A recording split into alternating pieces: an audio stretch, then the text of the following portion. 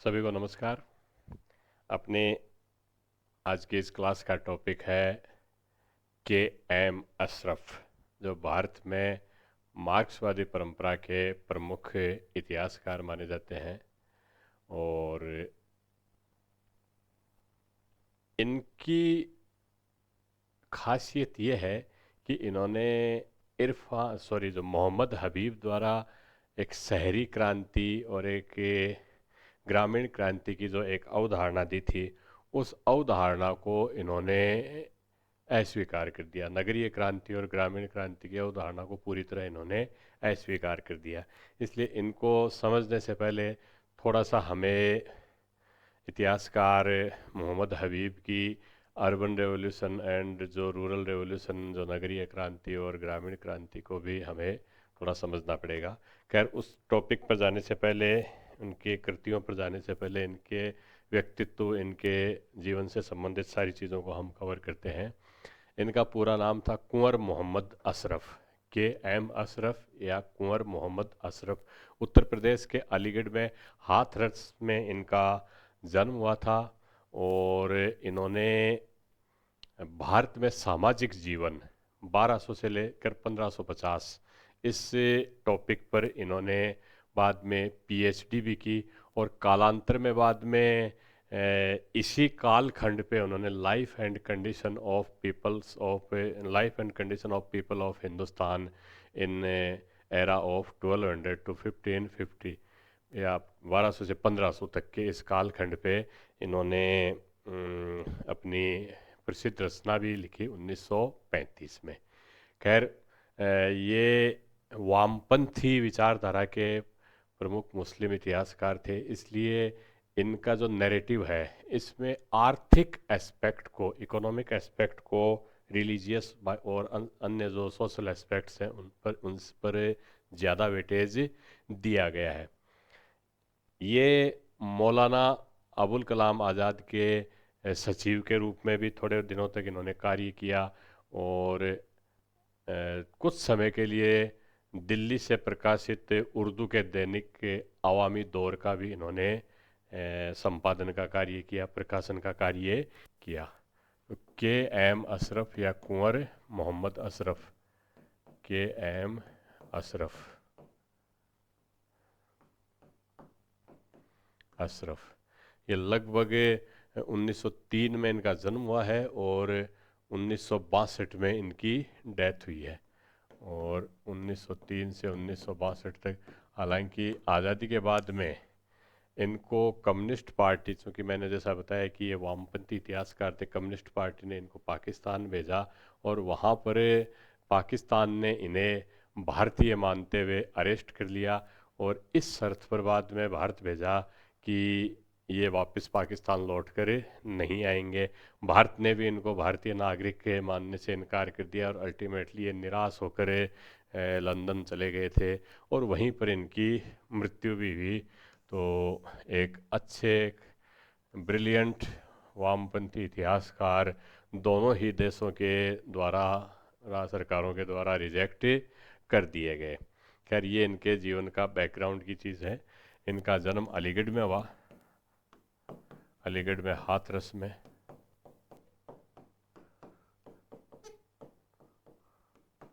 और इनकी जो पीएचडी की थीसिस है, ये भारत का सामाजिक जीवन 1200 से 1550 ईस्वी में इस टॉपिक पर इन्होंने पीएचडी की थी। और जैसा मैंने बताया कि इन्होंने आवामी लीग,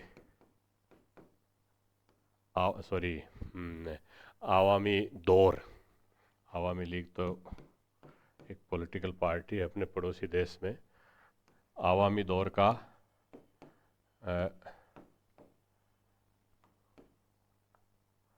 उर्दू पत्रिका का, उर्दू दैनिक पत्रिका का प्रकाशन किया दिल्ली से। ये प्रकाशन कहाँ से हुआ है? दिल्ली से इनका, इस पत्रिका का इन्होंने प्रकाशन किया है।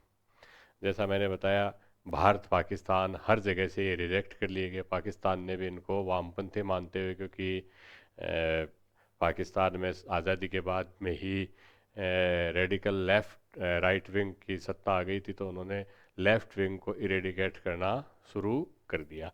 अब इनकी जो मुख्य कृति है, ये मुख्य कृति है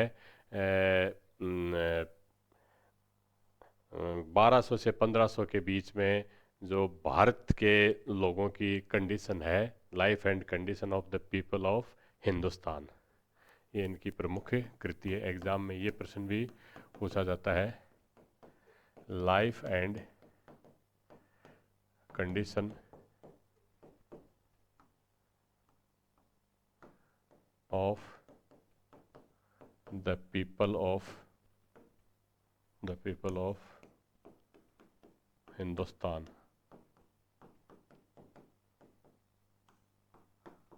1200 से 1500 ईस्वी। यानी दिल्ली सल्तनत के दौरान ये भारत के लोगों की क्या स्थिति रही थी, ये इनकी जो मुख्य रचना है, और लगभग इसी कालखंड पे इनकी पीएचडी भी रही थी। इस पुस्तक में दिल्ली सल्तनत के काल में विभिन्न वर्गों के लोगों की सामाजिक हैसियतें, उनके जीवन स्तर, इनके बारे में इन्होंने पूरा विस्तृत विवेचन किया है। यद्यपि इस पुस्तक में इन्होंने प्रशासन, सेना, धार्मिक मुद्दों, यातायात, शिक्षा, साहित्य, इनके ऊपर ज़्यादा चर्चा नहीं की है, लेकिन सुल्तानों के व्यक्तित्व और व्यक्तित्व के सार्वजनिक और निजी दोनों प्रकार के पहलू, और कुलीन वर्ग, शाही परिवार, गुलाम, कारीगर, कृषक, और इन सब आम लोगों के, यानी एक अलग अलग स्ट्रेटा, सोशल स्ट्रेटा, अलग अलग सामाजिक वर्ग के लोगों के ऊपर इन्होंने बड़ी विस्तार से चर्चा की है। उनके गुण अवगुण, उनके मनोरंजन के साधन क्या है, इनके ऊपर चर्चा की है। तो मैं फिर से रिपीट कर दूं कि ये विभिन्न वर्गों के पहनावे, खान पान, मनोरंजन के साधन, उनके गुण अवगुण, इसमें विभिन्न वर्गों में शासक वर्ग से लेकर कुलीन वर्ग से लेकर गुलाम, कारीगर, कृषक, व्यापारी, सभी वर्ग आते हैं। इनके खान पान और पहनावे, इनके मनोरंजन के साधन, इनकी जीवन शैली, इनके ऊपर ये विस्तृत विवेचन करते हैं। लेकिन कहीं पर भी ये दिल्ली सल्तनत के प्रशासन है, इनकी सेना है, यातायात के साधन, शिक्षा, साहित्य, धर्म, ऐसे मुद्दों के ऊपर ये ज़्यादा प्रकाश नहीं डालते हैं। तो शिक्षा, साहित्य, धर्म, प्रशासन, सेना, इनके ऊपर जानकारी नहीं है। जानकारी किसके ऊपर है? सुल्तान से लेकर आम आदमी तक। उस आम आदमी में कुलीन वर्ग भी शामिल है, सुल्तान भी शामिल है, इसके अलावा गुलाम, कारीगर, व्यापारी, सभी वर्ग शामिल हैं। सुल्तान से लेकर आम आदमी तक के जीवन के उसने पहनावा, खान पान, मनोरंजन और उनके गुण अवगुण, इन सब चीज़ों पर विस्तृत चर्चा इन्होंने की है। तो life and condition of the people of Hindustan, क्योंकि धर्म, प्रशासन, सेना, इन सब चीज़ों को उन्होंने ज़्यादा वेटेज नहीं दिया है, और सुल्तान के हर तरह के निजी और सार्वजनिक व्यक्तित्व को कुलीनों के पूरे हर एंगल से, आम आदमी को हर एंगल से उन्होंने देखा है। इसलिए ये 12वीं से लेकर 15वीं से, या 13वीं से लेकर 15वीं शताब्दी, 16वीं शताब्दी तक के भारत के बारे में एक बहुत ही ऑथेंटिक, बहुत ही गहन रिसर्च की हुई किताब प्रतीत होती है। और इस पुस्तक में इन लोगों की सामाजिक हैसियत, जीवन स्तर, इनके क्या व्यसन अवगुण थे, पूरी हर चीज़ की इन्होंने चर्चा की है। चर्चा नहीं की है तो धर्म, प्रशासन, सेना, राजनीति, इन चीज़ों की चर्चा नहीं की है। अब इनकी जो, जैसे मैंने बताया कि ये मार्क्सवादी इतिहासकार हैं। मार्क्सवादी इतिहासकार हर एंगल को किस नज़रिए से देखता है? आर्थिक एंगल से देखता है। तो मार्क्सवादी इतिहासकार धर्मनिरपेक्ष होता है, आर्थिक एंगल से देखता है तो धर्मनिरपेक्ष और गैर सांप्रदायिक दृष्टिकोण के आधार पर इन्होंने समाज को, तात्कालिक समाज को हैव और हैव नॉट इसी वर्ग के आधार पर बांट कर देखा। ये मार्क्सिस्ट क्राइटेरिया होता है, इसको लिमिटेशन भी कह सकते हैं, मार्क्सवाद की सीमा भी है कि ये हर चीज़ को उसी एंगल से देखते हैं, उसी चश्मे से देखते हैं। तो उन्होंने समाज को सुविधा युक्त व सुविधा विहीन, ये बेसिक कंसेप्ट की चीज़ मैं बता रहा हूँ, सुविधा विहीन, इन दो वर्गों के आधार पर बांट के देखा है और समाज को धर्मनिरपेक्ष दृष्टिकोण से देखा है, धर्मनिरपेक्ष दृष्टिकोण से देखा है।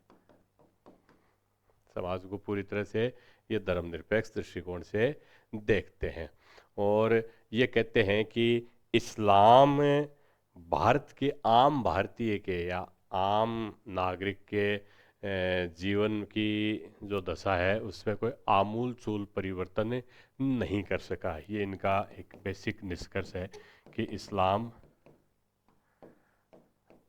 आम भारतीय के जीवन में कोई आमूल चूल परिवर्तन नहीं कर सका, आमूल चूल परिवर्तन नहीं कर सका।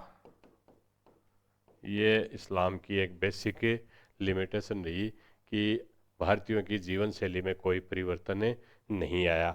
ये जैसा कि मैंने पहले अभी रमेश चंद्र मजुमदार की इतिहास में भी लिखा था, इनका भी ये वर्णन था या इनका भी ये नैरेटिव था कि लंबे समय तक दोनों वर्ग साथ साथ रहते हुए भी एक दूसरे को प्रभावित नहीं कर पाए। हालांकि वो राष्ट्रवादी नैरेटिव से था, ये मार्क्सवादी नैरेटिव से ये बता रहे हैं। ये भी मानते हैं कि हिंदुओं और मुसलमानों के मध्य कोई सांस्कृतिक द्वंद्व नहीं था। तो ये भी के.एम. अशरफ का मानना है कि हिंदू और मुस्लिम वर्ग में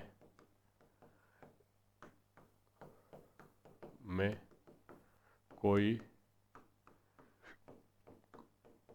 सांस्कृतिक द्वंद्व नहीं था, इनमें कोई सांस्कृतिक द्वंद्व नहीं था, बल्कि सभी सांस्कृतिक शक्तियां तीव्रता से दोनों के मध्य समावेशन की स्थिति उत्पन्न कर रही थी। ये कल्चरल सिंथेसिस की बात कर रहे हैं, ये कह रहे हैं कि समावेशन की स्थिति थी, समावेशन की परिस्थितियां उत्पन्न हो रही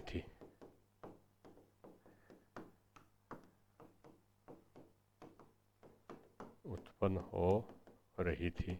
हालांकि ये मानते हैं कि इस्लाम ने भारतीय जनजीवन की आधारभूत दशाओं में कोई परिवर्तन नहीं किया, लेकिन फिर भी एक समावेशन की स्थितियां उत्पन्न हो रही थी, दोनों के अंदर द्वंद्व की स्थिति नहीं थी।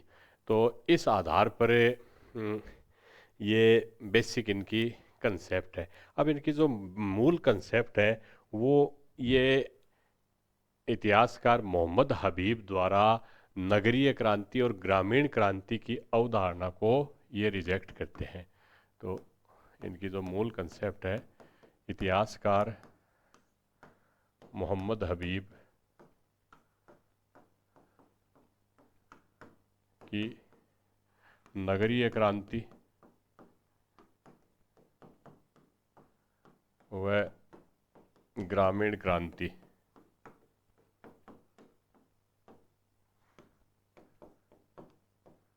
की अवधारणा को अस्वीकार करते हैं। ये कहते हैं कितना अच्छा होता है अगर ये होती, लेकिन ऐसा हुआ ही नहीं, अस्वीकार करते हैं। ये इनकी एक बेसिक कंसेप्ट है।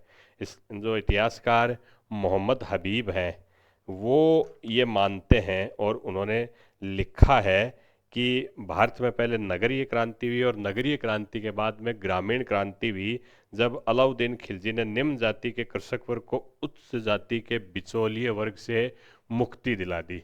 ये ग्रामीण क्रांति कब हुई है? मोहम्मद हबीब ये कहता है कि ये ग्रामीण क्रांति अलाउद्दीन खिलजी के समय हुई। ये मोहम्मद हबीब का विचार है, अलाउद्दीन खिलजी के समय हुई। और ये कब हुई? जब कृषक को, निम्न जाति के कृषक को उच्च जाति के बिचौलिए से मुक्ति मिल गई। उच्च जाति के बिचौलिए से मुक्ति मिल गई, बिचौलिए से मुक्ति मिल गई। तब ये ग्रामीण क्रांति हुई।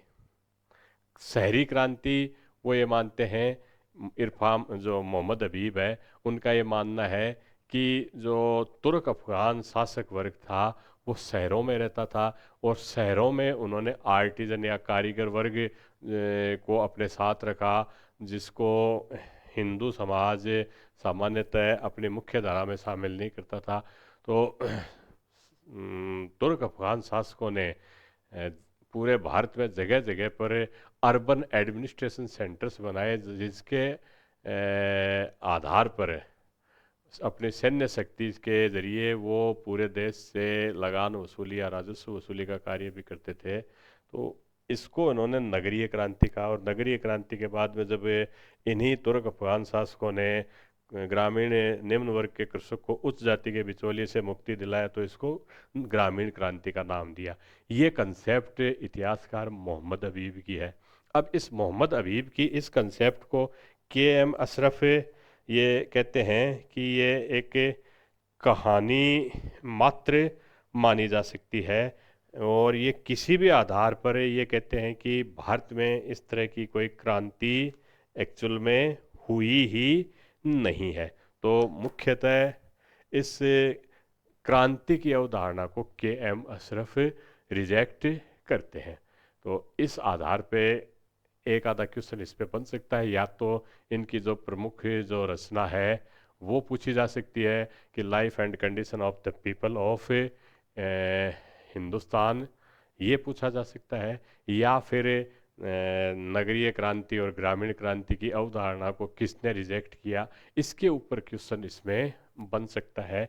या फिर ये प्रमुख मुस्लिम इतिहासकार थे जो वामपंथी विचारधारा से प्रेरित थे, और इन्होंने धार्मिक स्थान के या धार्मिक महत्व के स्थान पर सुविधा संपन्न और सुविधा विहीन, यानी मार्क्सवाद की जो मूल कंसेप्ट है हैव और हैव नॉट, इसके नैरेटिव के आधार पर तत्कालीन समाज को लिखा है।